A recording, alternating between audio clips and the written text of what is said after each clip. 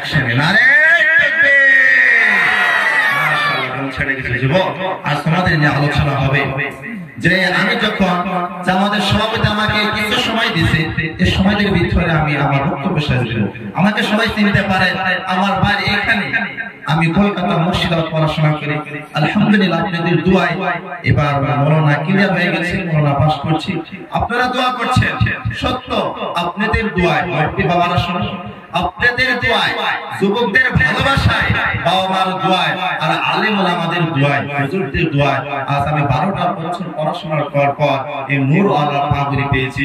আমার বাবা খুশি, আমার গ্রামের মানুষের খুশি, সবাই খুশি। যখন একটা ছেলে একটা আলিম হয় সবচেয়ে আনন্দ হয় নিজের বাবা মা, তারপরে গ্রামের মানুষ আনন্দ হয়, নিজের বাবা চাচা ভাই বোন সবাই আনন্দিত হয়। এর জন্য আপনারা দিন শিখবেন ইনশাআল্লাহ। আমি আপনাদের সম্মুখে একটি সূরা তেলাওয়াত করেছি, হাদিস পাঠ করেছি। আজকে আমার আলোচনা বিষয় হলো কিয়ামত সম্পর্কে। কিয়ামত ভয়ঙ্কর দৃশ্য। এক নাম্বার হবে কিয়ামত ভয়ঙ্কর দৃশ্য। কিয়ামত কবে হবে, কিয়ামত কিভাবে হবে, আর কিয়ামত কিছু আলামত যদি আপনারা শুনেন আপনাদের খুবই ভয় লাগবে এবং ঈমান তাজা হবে। কিয়ামত সম্পর্কে আলোচনা করা বেশি দরকার। আল্লাহ রাব্বুল আলামিন পবিত্র কোরআনের মধ্যে বলেছেন, মানুষ আগে বুদ্ধিজীবী মানুষ ছিল, তারা বলছিল দুনিয়াটা কখনো ধ্বংস হবে না। তারা বলছিল, বুদ্ধিজীবী বৈজ্ঞানিকরা বলছিল দুনিয়া কখনো ধ্বংস হবে না। এখন বুদ্ধিজীবী বৈজ্ঞানিকরা সবাই বলে দুনিয়াটা একদিন ধ্বংস হবে। হিন্দু ভাইরা যেহেতু ধর্ম আছে সব ভাইরা জানে এই দুনিয়াটা একদিন ধ্বংস হবে, আমাদের মৃত্যু গ্রহণ করতে হবে। এই দুইটা পয়েন্ট সবাই জানে। আল্লাহ নবী সাল্লাল্লাহু আলাইহি সাল্লাম ১৫০০ বছরে ভবিষ্যৎবাণী বলিয়া গেছেন। আল্লাহ রাব্বুল আলামিন পবিত্র কোরআনের মধ্যে বলতেন, সূরা রহমান আয়াত নাম্বার ২৬-২৭, কুল্লু মান আলাইহা ফান ওয়া ইয়াবকা ওয়াজহু রাব্বিকা যুল জালালি ওয়াল ইকরাম। এই দুনিয়াটা একদিন ধ্বংস হয়ে যাবে, একজন তিনি থাকবেন, তিনি কে?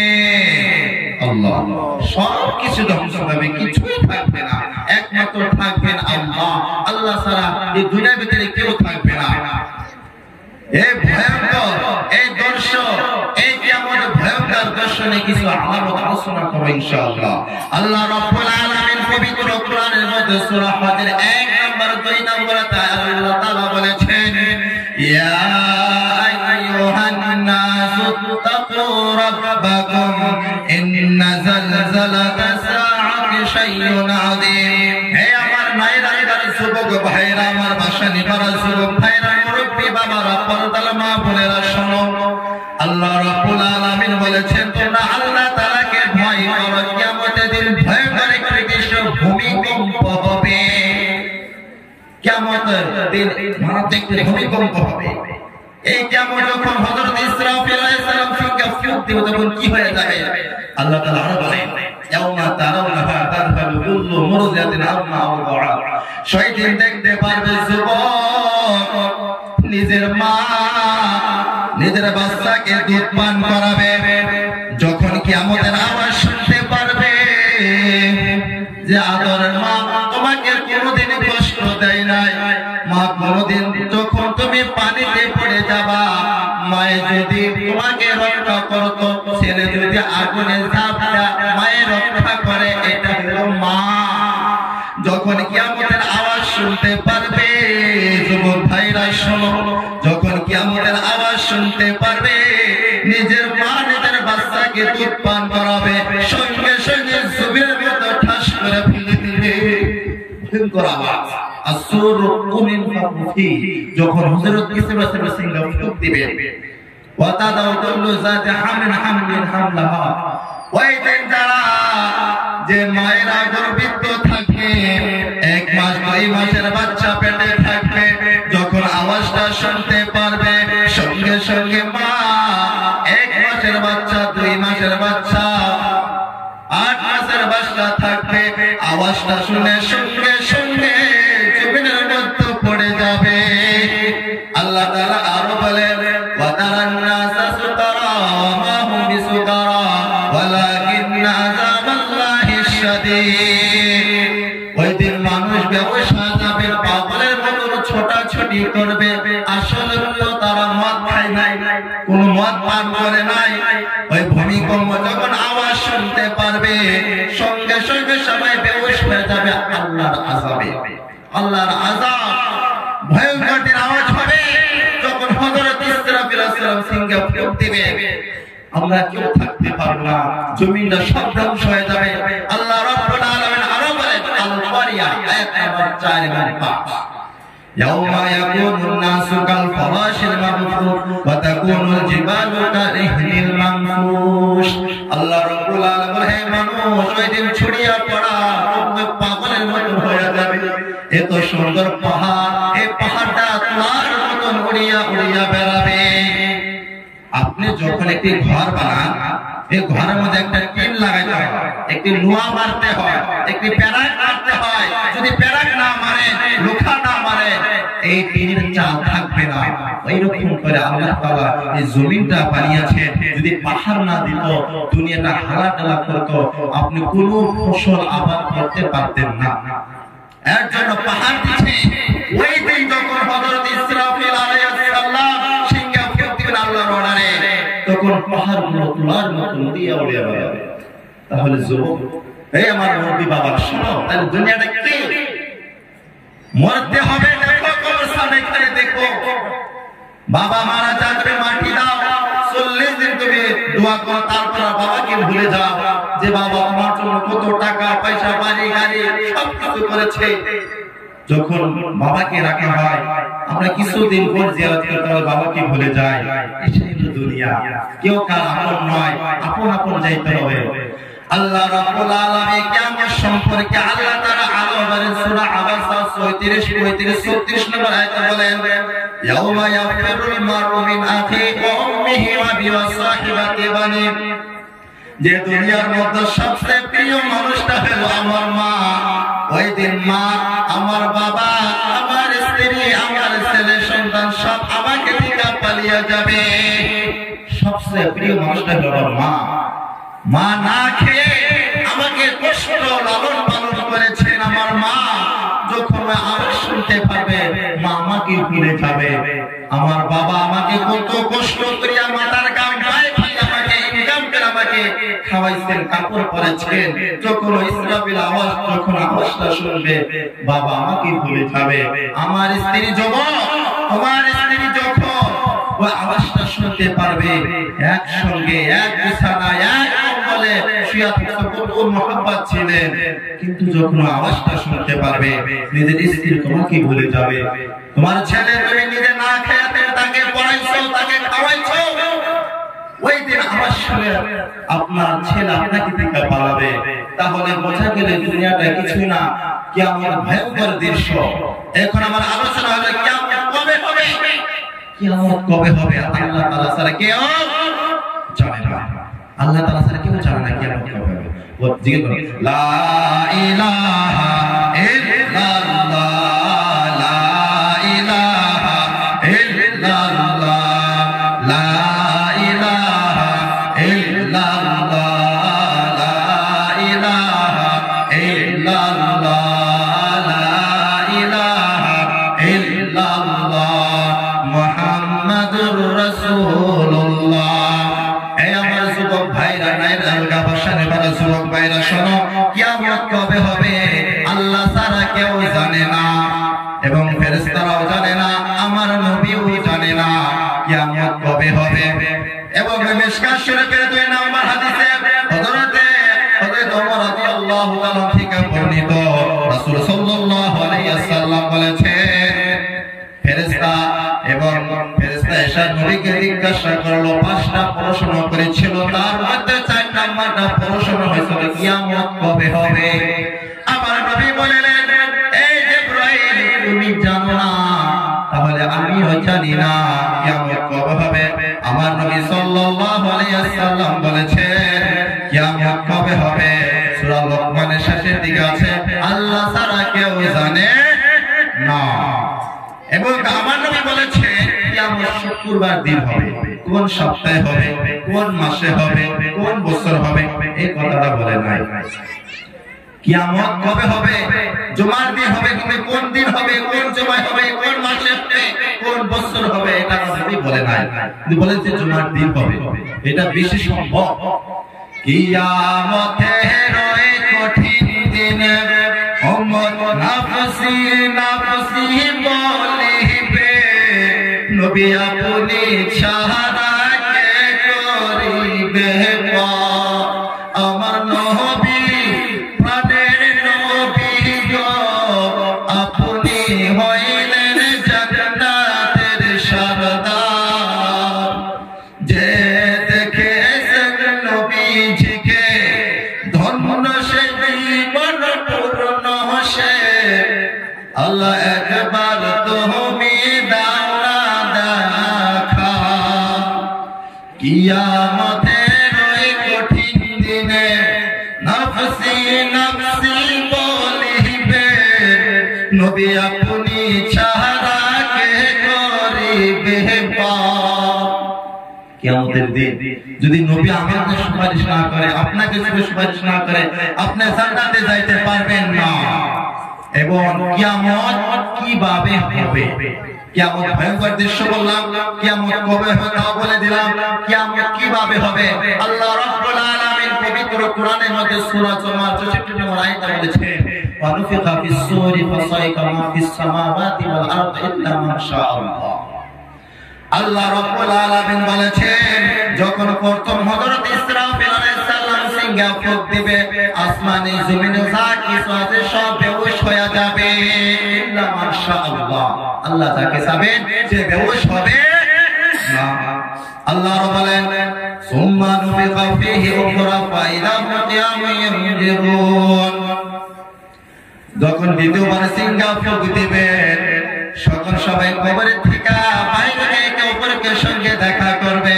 এই আয়াতে দ্বারা বুঝতে পারলাম, যখন হযরত ইসরাফিল আলাইহিস সালাম সিংহা ফুঁক দেবে, সঙ্গে সঙ্গে আসমানে জমিনে যা মানুষ আছে, যা জীবনীয় আছে, সব কিছু চুরমার হয়ে যাবে, সবই বেহুশ হয়ে যাবে।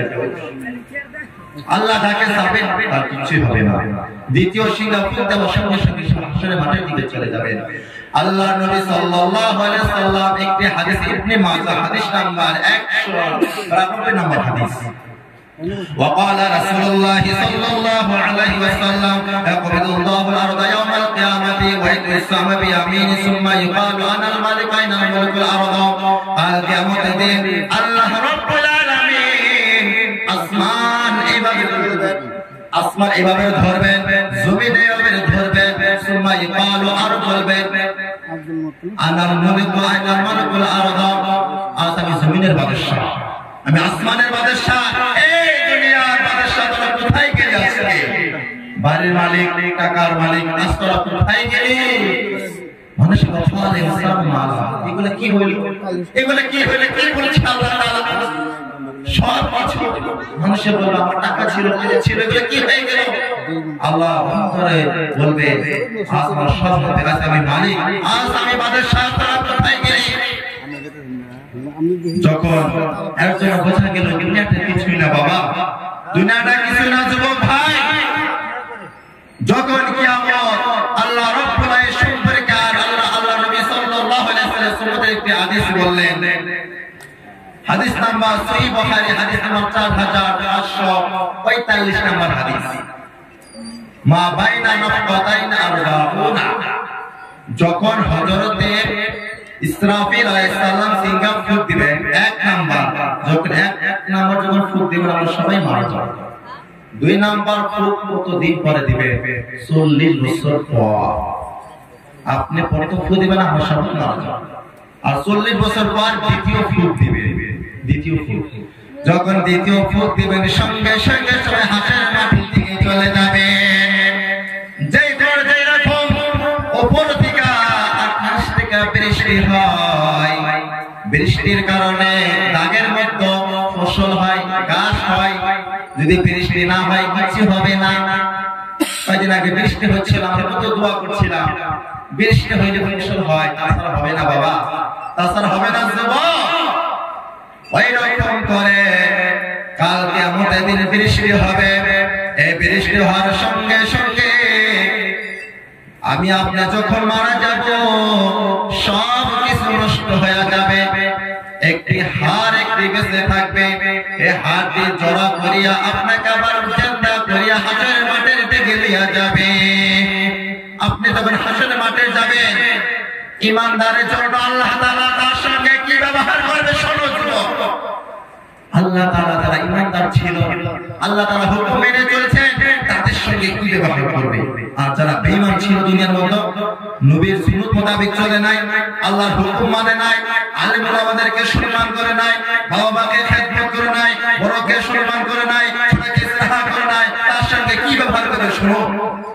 আল্লাহ রাব্বুল আলামিন সূরা ইনশিরাহ আয়াত নাম্বার 7, 8, 9 কি বলছেন? فَأَمَّا مَنْ أُوتِيَ كِتَابَهُ بِيَمِينِهِ فَسَوْفَ يُحَاسَبُ حِسَابًا يَسِيرًا وَيَنقَلِبُ إِلَى أَهْلِهِ مَسْرُورًا। হে আমার যুবক ভাইরা, শোনো শোনো শোনো, যখন তোমাকে আমলনামা ডান হাতে দিবে, فَسَوْفَ يُحَاسَبُ حِسَابًا يَسِيرًا, তোমার আমল হালকা হয়ে যাবে। তুমি আমলনামা নিয়ে তুমি তোমার পরিবার, তোমার ছেলে সন্তানের সম্মুখে তুমি হাসতে হাসতে তুমি জান্নাতে চলে যাবে। সুবহানাল্লাহ। যারা বেঈমান ছিল তাদের সঙ্গে আল্লাহর সঙ্গে কি ব্যবহার করবে সূরা ইনশিরাহ 10, 11, 12 আয়াত। ওয়া আম্মা মান উতিয়া কিতাবাহু ওয়ারাআল্লাহি ফাসাওফা ইয়াদউ সুবুরা ইয়াসলা সাঈরা।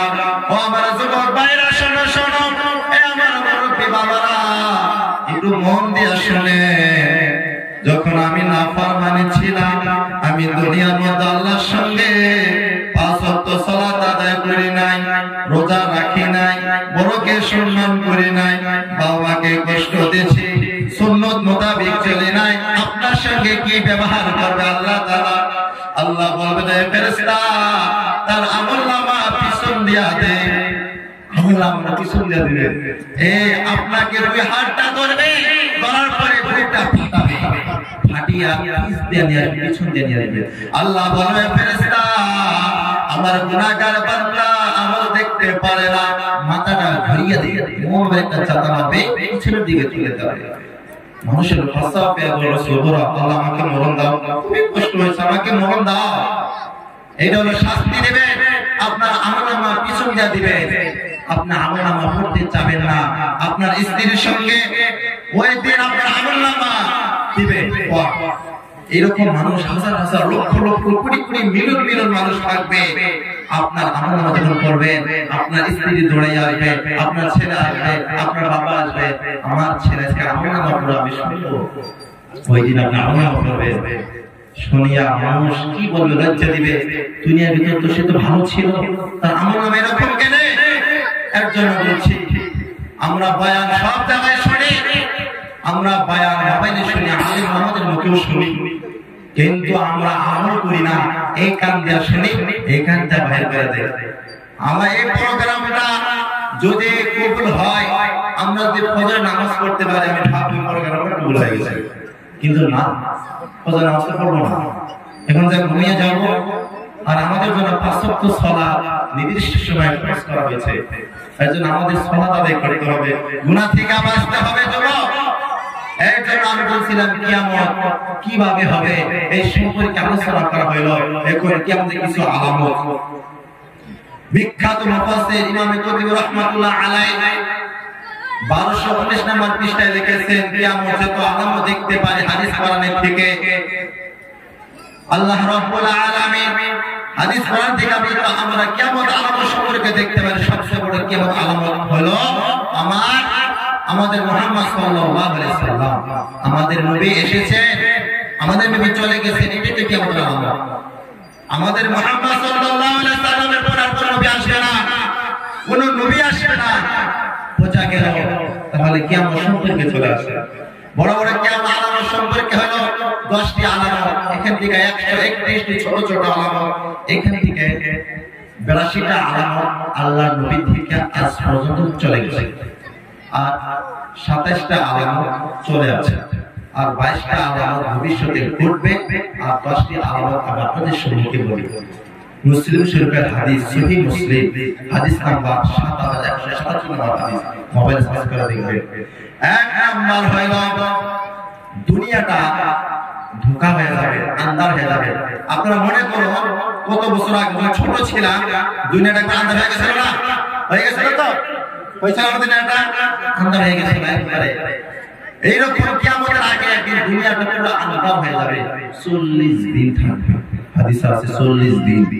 যারা ঈমানদার তাদের জন্য সহজ হয়ে যাবে, আর যারা ঈমানদার না আল্লাহর সাথে মুখামুখি করেছিল তাদের জন্য খুবই একটা মারাত্মক কষ্টের দিন হয়ে যাবে। দুই নম্বর হলো দাজ্জাল আসবে। দাজ্জাল এখানে কাফের কাফ হাওয়া এক চোখ কানা থাকবে, সে উঁচু লম্বা থাকবে, তার ইজ্জত আর কারিশমা থাকবে, এক হাতে জান্নাত আর এক হাতে জাহান্নাম। আপনাকে বলবে তুই আমাকে মেনে নে, আমরা তাকে মানতে চাবো না, কিন্তু ওই যে বৃষ্টি হয় সঙ্গে সঙ্গে বৃষ্টি হবে, মানুষ মানাকে তাকে জিন্দা করে দিবে। এগুলো তো আমরা বিশ্বাস করে নিব? আমাদের মোদী সরকার যদি আমাকে 1 লক্ষ টাকা দেয় আমরা তার উপরে হয়ে যাবো, ঈমান ধ্বংস করে দিব, আমরা টাকার গোলাম হয়ে গেছি। ওই দিন আপনাকে দেখাবে মানুষ মরা মরা জিন্দা বানিয়ে দিবে, আমি সঙ্গে সঙ্গে বিশ্বাস করে নিব। এরপরে যে পরিস্থিতি দেখতে পারি, কেউ যদি আমাকে 5 লক্ষ টাকা দেয় তুই কোরআনকে পাড়া দিয়া টাকা নিবি, কিন্তু আমরা মুসলমানের বাচ্চা হয়ে আমরা টাকা নিয়ে নিব, ঈমান তো কমজোর আমাদের। 3 নাম্বার হলো হযরত ঈসা আলাইহিস সালাম এই জমিনে আসবে 40 বছর আল্লাহর নবীর মোতাবেক, কানুন মোতাবেক, শরীয়তের মোতাবেক চলবে। ইসলাম ধর্ম থাকবে, যত ধর্ম আছে হিন্দু, খ্রিস্টান, বৌদ্ধ, ইহুদি, নাসারা সব ধ্বংস করে দিবে। তাহলে আমাদের একটা ইসলাম ধর্ম থাকবে। ঈসা আলাইহিস সালাম আসবে। 4 নম্বরে ইয়াজুজ মাজুজ। 5 নাম্বার মক্কায় থেকে প্রাণী বাইরে হয় কিয়ামতের আগে। প্রাণী আপনার সঙ্গে কথা বলবে, সবের সঙ্গে কথা বলবে, সবের সঙ্গে কথা বলবে। 7 নাম্বার হলো পশ্চিম দিকে সূর্য উঠবে, ওই সময় আপনার তোবা কবুল হবে না, ওই সময় তোবা কবুল হবে না। এখন তোবা করলে কবুল হয়ে যাবে যখন পশ্চিম দিকে তোবা, যখন সূর্য উঠবে আপনার তোবা কবুল হবে না। 7, 8, 9 একটা পশ্চিম দিকে ভূমিকম্প হবে, একটা পূর্ব দিকে ভূমিকম্প হবে, আর একটা ভূমিকম্প হবে সৌদি আরব আছে না, আশেপাশে একটা ভূমিকম্প, সবচেয়ে মার হয়ে যাবে। 10 নম্বর হলো আপনার এমন একটা আগুন আসবে, এই আগুনটা বাহির হবে, বাইরের সঙ্গে সঙ্গে আপনার সবাই হাসরের মাঠের দিকে চলে যাবে। হ্যাঁ জন্য বলছি বাবা, আমরা এগুলা বেঁচে থাকি, দুনিয়াটা করতে হবে, যে কয়দিন বাঁচবে খাইতে হবে, কিন্তু আল্লাহর ইবাদত করতে হবে। এক মুসল্লি 5 ওয়াক্ত নামাজ আদায় করে, সে নামাজ পড়ার পর রিজিক তার সম্মুখে চলে আসে। আরেক মুসল্লি নামাজ পড়ে না, তার জন্য রিজিক সম্মুখে, খাবার সম্মুখে। আফসোস, আমি একটি হাদিস পড়বে আমার বক্তব্য শেষ। আমাদের সমাজে, প্রত্যেকটা সমাজে এগুলো চলে, কষ্ট পাবেন না। বড় বড় কবিরা গুনাহ 60টা থেকে 1 নাম্বার কবিরা গুনাহ হলো সহিহ বুখারী হাদিস নাম্বার 2766 নাম্বার হাদিস দেখবেন, সাবস্ক্রাইব করবেন। 1 নাম্বার হলো আল্লাহর সঙ্গে শিরক করা যাবে না। যুবক, তোমরা আল্লাহর সঙ্গে শিরক করো, আল্লাহ তাআলাকে ছাড়া কাউকে সিজদা করা যাবে না। আল্লাহ রাব্বুল আলামিন বলেছেন সূরা আল ইমরান আয়াত নাম্বার 102, ইয়া আইয়ুহাল্লাযীনা আমানু তাকুল্লাহা হাক্কা তুকাতি ওয়া লা তামুতুন্না ইল্লা মুসলিমুন। তোমরা আল্লাহকে ভয় করো, ভয় করার মতো ওই পর্যন্ত মরিও না যদি মুমিন না হতে পারবা। আল্লাহর সঙ্গে শিরক করা যাবে? বলেন, করা যাবে? তাহলে আল্লাহকে অন্য সিজদা করেন না, আল্লাহকে সিজদা করব আমি, কোনো পীরকে সিজদা করা যাবে না, মাজারকে সিজদা যাবে না, কবরকে সিজদা করা যাবে না।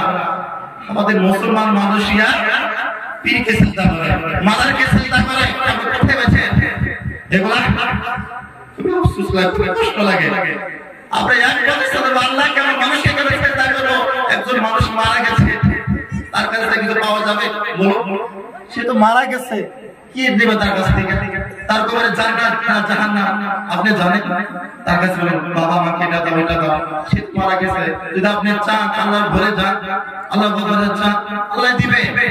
বোঝা গেল আল্লাহ তাআলা ছাড়া কারোর সঙ্গে শিরক করা যাবে না। জাদু করা যাবে না, জাদু করে। আরে যুবক, যদি কষ্ট দেয় আমাকে আল্লাহ দিবে। মানুষ মানুষকে কষ্ট দেয়, মানুষ মানুষকে কষ্ট দেয় না, দেয় না? বদনাম করে, চুগলখোর, লাইদুল জান্নাতে যাবে, চুগলখোর জান্নাতে যাবে না, জাহান্নামে যাবে। দেখবেন আমাদের হুজুররা কিসের জন্য চা করেন, চা খায় না জানেন? খালি গিবত চলে, খালি গিবত। এক জায়গায় কথা আরেকটা লাগাইতেছে। এই গিবতের একটা আমি একটা ছোট্ট একটা কথা বলি, তারা গিবত করে কাল কিয়ামতের দিন। মানে একটা গন্ধ আপনি থাকতে পারেন না, যে গিবত করে কাল কিয়ামতের দিন আপনার দুর্গন্ধ হবে। আল্লাহ নবী শান্তি চলে যায়, গন্ধ মারা গেছে, পিয়াস মারা গেছে। তারা গিবত করে বিশাল বড় গুনাহ। আপনারা এক জায়গায় কথা আরেক জায়গায় ছেড়ে দেন বাবা। হাতে ধরে বলছি কি ঠিক করেন না। 3 নাম্বার হলো আল্লাহ তাআলা যাকে হত্যা করা নিষেধ করে তাকে হত্যা করিও না। আমরা ভাই ভাই মারামারি করি, বাবাকে মারি, আমরা ছেলেকে মারি, হত্যা করো কেন? আল্লাহ যাকে হত্যা করা নিষেধ করেছে তাকে হত্যা করতে হবে। আমার নবীকে কেউ যদি গালি দেয়, আমার কেউ যদি গালি দেয় আমি মেনে নেব। আমার বাবাকে কেউ যদি গালি দেয় মেনে নেব, কিন্তু আমার নবী এবং আল্লাহ নামে যদি অপমান করে আমরা মেনে নেব, বলে নেব। আমরা জান দেওয়া হইলে রক্ত দেওয়া হইলে তাকে আমরা হত্যা করে ফেলে দেব। আমার সব্বার নামে তার ভাবে নবী কাকে মানে মেরা নবী নামে কেউ যদি একটু বাজে কথা বলে, নবীকে বলছি তার গর্দান কেটে রেখে দেয়। আমার নবীর নামে যে কিছু কোন কথা বলে, মানে আল্লাহ নামে যে কিছু কথা বলে, তাকে গর্দান কেটে দিবে। আমাকে গালি তো মেনে নিব, আমাকে মার মেনে নিব, কিন্তু আল্লাহ নামে আমার নবীর নামে যে কথা বলবে সহ্য করতে পারে। আমি যেখানে থেকে বেলডাঙ্গা মুসলিম আল্লাহ নামে গালি দিছিল, মুখে বলবো খুবই খারাপ একটা গালি দিছিল। হিন্দুরা যেরকম বিয়া বাড়ি লিখে বিয়া মোবারক, ঈদ মোবারক আমরা লিখি না, ওরা হিন্দু যখন পূজা শুরু হয় দেখছিল আল্লাহকে গালি দিছিল। রাত্রে মুসলমান একবারে বেলডাঙ্গার জমিনে একবার ভূমিকম্প দেখা দিছিল। মায়ের পেয়ে মুসলমান বলছে তুমি আমাকে বসটা মেনে নিব। একটি মুসলমান রাত্রে এক বিশাল আন্দোলন, বিশাল মারামারি, বহু তাদেরকে একবার সাথে জমিতে ফিরে গেছে। এর জন্য বলছি আমরা যদি আমাকে গালি দেয় মেনে নেব, কিন্তু আমার নবীকে যদি গালি দেয় আমরা মেনে নিব। যুবক নিব নিব নিব নিবলা আপনারে তাকবীর। 4 নাম্বার হলো সুদ খাওয়া যাবে না। প্রত্যেকটি সমাজে বলে খারাপ নেবেন না। সূরা ইমরান আয়াত 103 সামনে দেখে ইয়া আইয়ুহাল্লাযীনা আমানু লা তাকুলু রিবা আদওয়াকুম তাকুল্লাহ লাকুম তুফলিহুন। আপনি একটা মিলে দেখবেন আল্লাহ বলেন সুদ খেও না, সুদ খেও না, আল্লাহকে ভয় করো, আল্লাহকে ভয় করো। আল্লাহ রাসূল সাল্লাল্লাহু আলাইহি ওয়াসাল্লাম হাদিস, হাদিস নাম্বার 1608 নম্বর হাদিস, 1308 নম্বর হাদিস দেখে নেবেন। আল্লাহ রাসূল সাল্লাল্লাহু আলাইহি ওয়াসাল্লাম বলেছেন 4 ব্যক্তিকে লানত করে, লানত করে। নাম্বার যে সুদ দিবে, সুদ খাবে, লেখবে, সাক্ষী থাকবে। একটু ছোট গুনাহ কি জানেন? একটি শস্য যদি 70টা ভাগ করা হয় কতটুকু বাবা, কতটুকু হবে দেখা যাবে? ছোট একটি গুনাহ যে সুদ খায় তার মায়ের সুদ দেনা করে। আস্তাগফিরুল্লাহ। আমি তোমাদের খাতে ভাই করোনা করোনা এগুলা কোন আলিম এগুলা বলে না করোনা খুবই কষ্ট। তোমাদের কিভাবে বোঝাবো বলো? 4 নাম্বার তারপরে হলো ইতিমের মাল খাইও না। এগুলো কবিরা গুনাহ, এগুলো কবিরা গুনাহ। যুদ্ধের ময়দান থেকে পালিয়ে আসা যাবে না, এগুলো কবিরা গুনাহ, এগুলো বিশাল বড় বড় গুনাহ। আমি ছোট মানুষের বড় কথা বললাম, আমার বাবাও বলে নাই, কোভিডের লোকরা আমাকে বলে কথা বলবা, আমার কেউ বলে নাই এগুলা বলবা। হাদিস কোরআনে আছে বলে দিলাম, মানলে আবু বকর না মানলে কি আবু জাহেল। তুমি মানবা না, মানবা বকর হবা, মানবা না আবু জাহেল হয়ে যাবে। এগুলো নিষেধ আছে কোরআনের মধ্যে, তুমি মানবা না। আমার কথা আমি বলে দিলাম বাবা, যুবক আমার কথা আমি বলে দিলাম, তুমি এগুলো যদি মানো আমি বলবো, তাহলে কেমন দিন আমি বলবো আল্লাহ আমি যাবো ফেব্রুয়ারির 10 তারিখে সোমবারের দিন আমি কবরস্থানে আমার যুবকদেরকে বলেছিলাম, নবীদেরকে বলেছিলাম, ওই দিন তারা তওবা করছে, আর কোনদিন করে নাই, কোনদিন করে নাই। আজকে যে ছেড়ে দেয় আমরা সাক্ষী দেব আল্লাহ, ওই দিন থেকে তারা তওবা করছে, গুনাহ গুনাহ তাদেরকে মাফ করে দাও। এই জীবনে না করে বন্দেগি গুনাহ করে কাটাইলাম জিন্দেগি। জীবনে না করে বন্দেগি গুনাহ করে কাটাইলাম জিন্দেগি। তওবা করে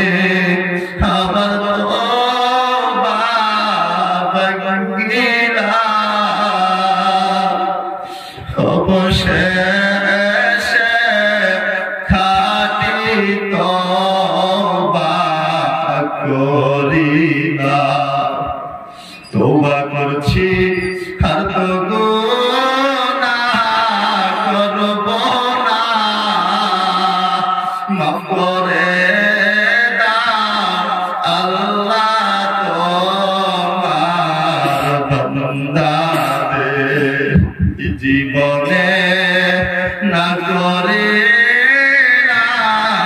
বন্দেগি গুনাহ করে কাটাইলাম জিন্দেগি। সবাই খাটুন খাটুন তো হাত তুলুন ইনশাআল্লাহ হাত তুলুন। ইয়া আইয়ুহাল্লাযীনা আমানু তুবু ইয়া আইয়ুহাল্লাযীনা আমানু আল্লাহ রাব্বুল আলামিন বলেছেন তুবু ইলাল্লাহি তাওবাতান নাসুহা। তোমরা খাটুন করতে পারো তোমাদের সব কিছু বন্ধ করে দেবে।